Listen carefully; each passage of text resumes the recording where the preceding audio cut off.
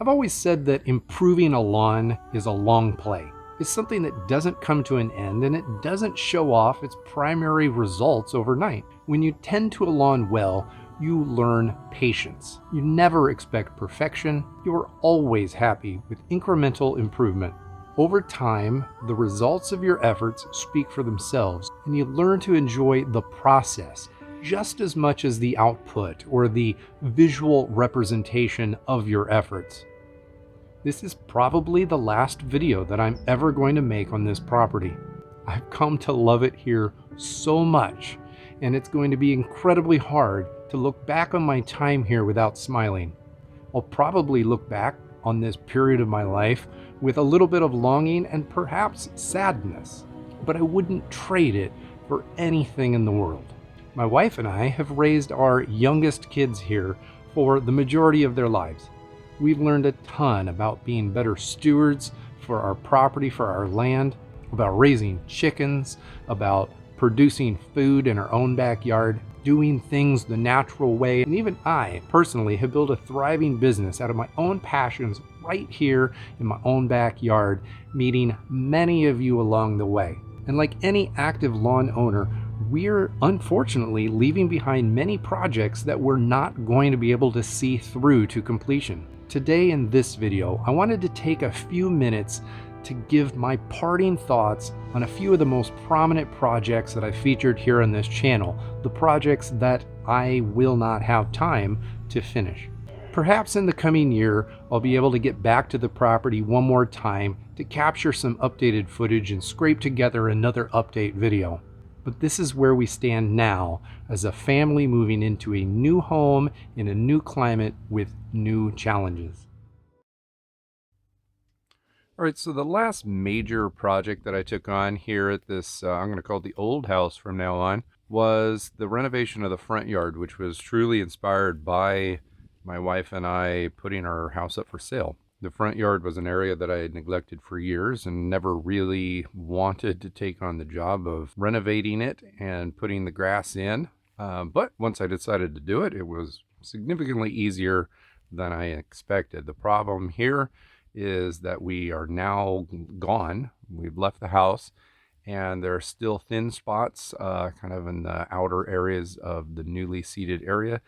If I was still there, I would overseed those spots to fill them in better. Not only that, but there are a handful of weeds that are starting to crop up into it, along with a few, there's not very many, there's a few kind of native field grasses, the rough grasses that you don't really want. Those are the kinds of things that I'd like to dig out if I was going to be there.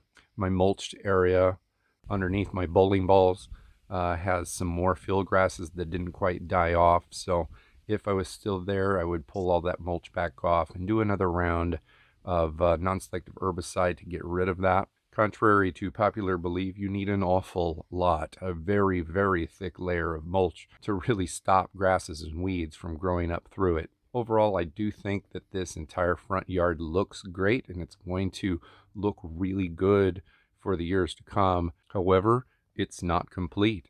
The biggest thing that's not done is the retaining wall that holds the grass back. It's really just kind of a sad piece of wood that's set there and staked into the ground. For a long-term retaining wall, I really need to have the heavy landscaper come back out and add some rock and add like a proper retaining wall, something that will last over time. Now, unrelated to a project, I'm also leaving behind a little bit of rust fungus in very isolated areas of the main lawn. This is something that I battled a couple years ago, and it was the last time that I ever applied fungicide to the lawn a couple years ago. This year, I don't think it really needed a fungicide application, but there are some spots that I would have liked to have dealt with before leaving. Honestly, I believe my fertilization program for the last couple months that I was at the property, late summer going into early fall, was a little bit lackluster because I was preoccupied with the process of moving. So I feel like the grass doesn't quite have the resilience that it should have had, what it had last year, where I had no rust fungus whatsoever. A lot of that should fix itself on its own. It's just not going to be the prettiest lawn on the block for the next few weeks while home shoppers are walking around through the property. Now, Phil's lawn, this is a project lawn of mine that I worked on a lot during the 2022 season. This is part of my Kill Your Lawn and Start Over series, and I'm going to have an entire all-encompassing video getting produced, put together for people who don't want to watch all of the segments in their entirety. I'm pretty happy with the way that this lawn has turned out. This is a very heavily used lawn by multiple children. In fact, the video footage you're looking at right here was maybe it was 2 days after a kid's birthday party, and there was like a full-on like bounce house on the lawn, kids and people just trampling all over it. It's holding up really well. I do want to see how this lawn performs over time on that low nitrogen plan. I made a whole video about the low nitrogen plan that I want this lawn to be on for the foreseeable future. And you can tell that it is still thickening up quite a bit, but with the kids trampling and low nitrogen, I'm just really curious how it's going to perform over the course of the next 12 months. Now, I am a little bit annoyed that I wasn't able to find the time to do the renovation to their parkway strip under the tree. There's a lot of tree roots there, and it kind of slowed me down. And the fact that we did the majority of the lawn kill and seeding process in the spring, it's just a lot harder to do that in the springtime. It takes a lot more time and effort. During the fall, this would have been the perfect time to have done that parkway strip, but as you all know, I was moving, so I wasn't able to take on that aspect of the project. The only other major thing that I really would have liked to have gotten started or finished on this project is to do the clean line between the grass and the gravel, kind of the gravel planter bed up near the house. Right now it's just kind of a messy line. It would have been nice to have like trenched in some paver stones and gotten a nice clean line. That's something that the homeowner, hopefully Phil, will be able to get done at some point in the next year. All right, now let's talk about the hill yard. The hill yard is the renovation project that I took on at my own house this year, 2022. This took up more of my time and physical energy than any project that I did in the season.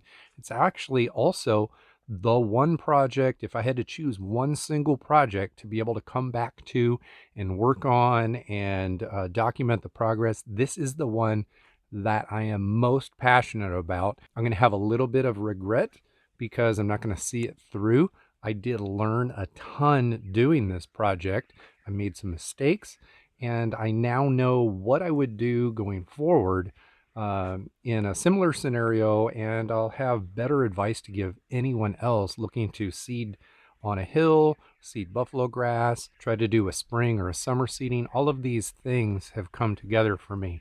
What I can tell you right now, right off the bat, is by mid-October, buffalo grass is really wanting to shut down where we live. The clips that you're seeing were taken on October 14th, just before our overnight temperatures started dropping into the 30s and the upper 20s, and our daytime upper highs were only getting into the 50s. This is basically the last nice warm day that this buffalo grass was seen. No doubt all growth is stopping by Halloween. So what you see is what you get. Now, the mistakes that I made were to not kill off all of the existing vegetation on this hill early enough in the spring. I waited until May.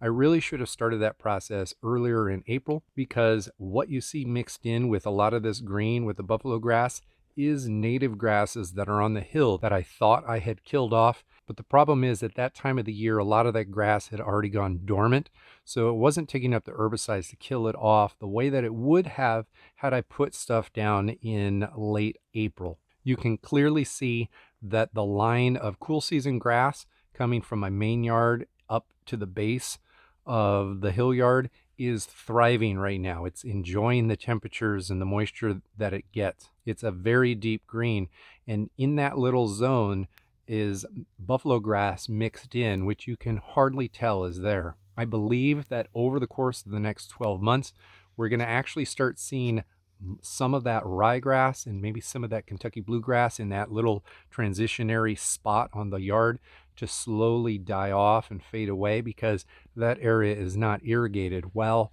the buffalo grass is going to continue to thicken and take over that zone. I have a feeling that that line is going to become less and less pronounced as the years go by. I went through an enormous amount of physical effort to remove a lot of rock and stone from the actual slope of the hillside, but I didn't take the time to do the same thing near the top. So my guess is in time, we're talking like years from now, seasons from now, I believe the buffalo grass is going to perform better where I removed the rock than it is going to be performing where I didn't remove the rock, simply because there's just more soil in the ground where that rock was removed. That gives much more space for water to infiltrate the pores and for root development to happen. You can't develop roots in the middle of rock. I'm very curious how much of this buffalo grass is going to tolerate our winter season, because a lot of this buffalo grass is very young. It's very immature. So I'm hopeful that enough of it will stick so that next year it can really take off and completely overtake the entire hill yard. If I was still in the property, I would probably want to go during the earliest parts of spring and the late parts of winter while the buffalo grass is dormant and apply a grass killer to attempt to kill off more of the native grasses that are still growing in the area, the stuff that I really wish I would have killed off better earlier in the season. I firmly believe that buffalo grass is the correct decision for a lot of these even cold climate areas like the house and the property that you're looking at on the screen. This grass type is native to our country. It is drought tolerant and it doesn't die in the heat or the cold. Although it's very difficult to install, I think it's worth it. And it's something that I'm going to be doing in my new property and most likely future properties down the road. My other long-term project lawn, which I've dubbed Robbies Lawn or the slow lawn renovation, is a lawn that I really regret not finding the time in the month of September to get over there and address a couple things in the lawn. Now, as you can see, the lawn over there is very, very long. I told Robbie that that was the whole point of the grass types that we were putting in. He'd be able to keep that lawn very shaggy and not have to cut it all that often. But at some point you do have to cut it, so it does need a trim. But you'll notice that there are some like dirt patches right in the middle of the shag. Those are low spots in a lawn.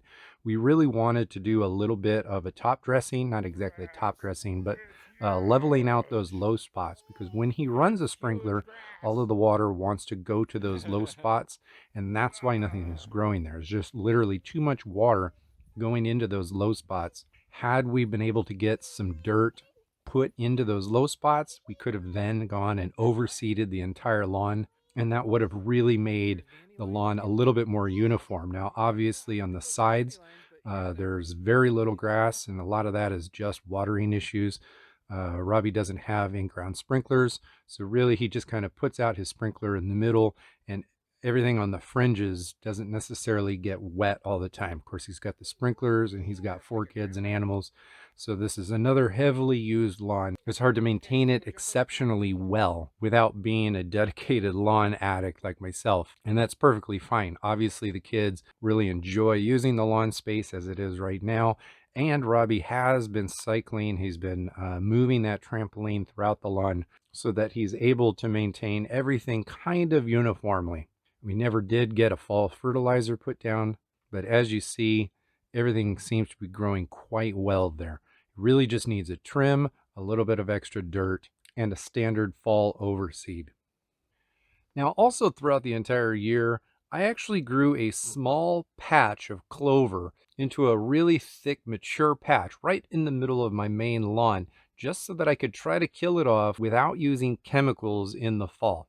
I made a video in early September where I demonstrated how I killed it all off. However, a few people asked for updates to that, so here's the update. After killing it off in about 10 days' time, I then scalped the lawn back down to its regular size. I didn't really scalp it, but cutting it down short made it look like it was scalped. And then I raked out some of the dead clover debris out of the area. Crossed my fingers, hoping that the clover wouldn't come back. But sure enough, it has been coming back over the past month. This video clip that you're looking at is from the 19th of October. My wife filmed it on her phone for the sake of this video update.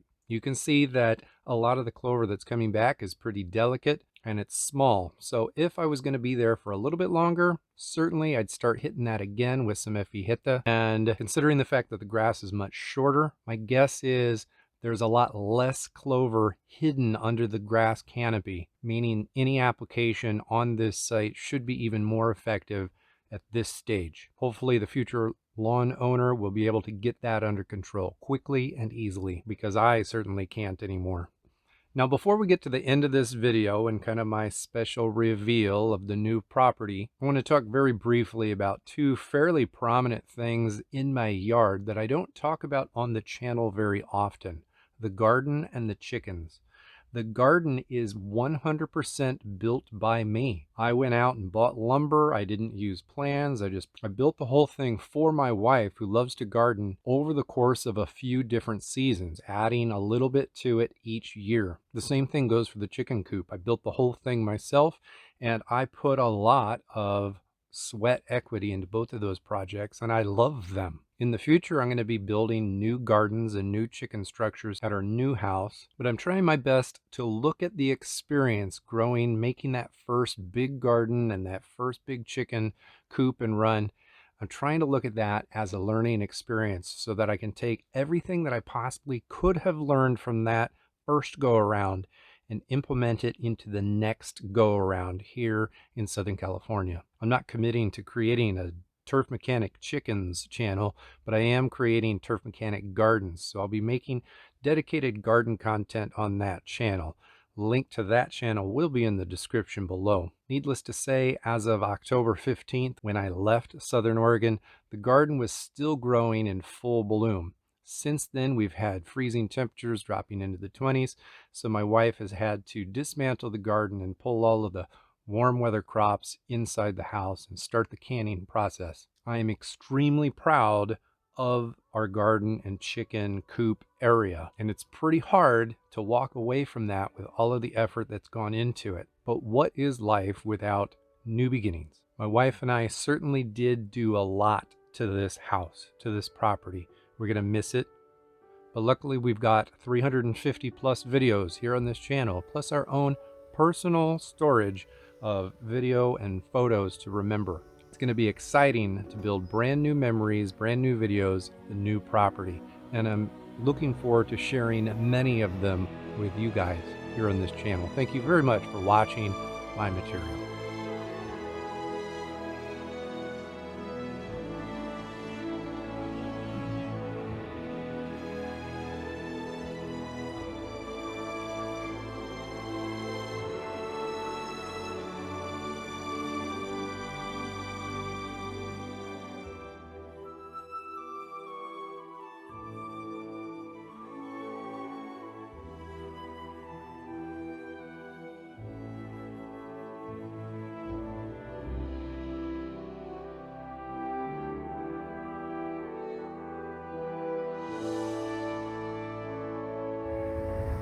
This doesn't really look like grass. I think you need to fix it up. That looks like grass. That looks like grass, kinda. Yeah. Yeah, maybe you should wet it and start putting new grass seed in. Alright, I'll do that. Yeah.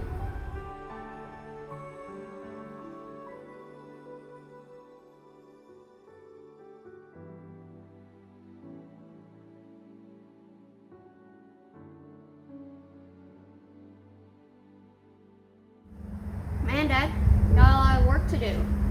This lawn looks terrible. I know. It'll be fun. Yeah, you could. And cutting tall grass like that over there will be pretty satisfying. True. Let's get to work. Yeah.